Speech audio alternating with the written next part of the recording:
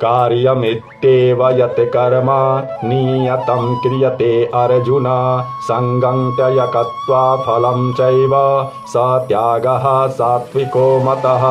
हे अर्जुन, जो शास्त्र विहित कर्म करना कर्तव्य है, इसी भाव से आसक्ति और फल का त्याग करके किया जाता है, वही सात्विक त्याग माना गया है।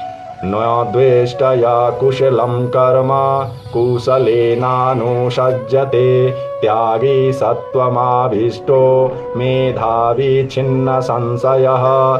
जो मनुष्य अकुशल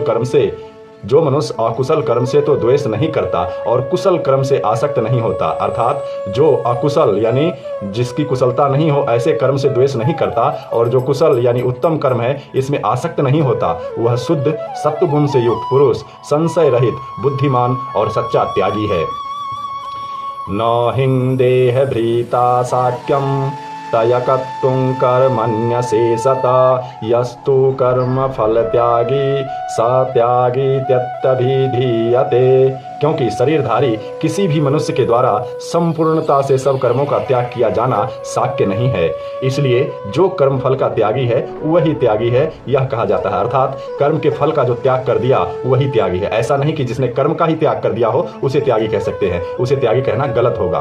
कर्म के फल का जो त्याग करता है वही असल मायने में त्यागी होता है।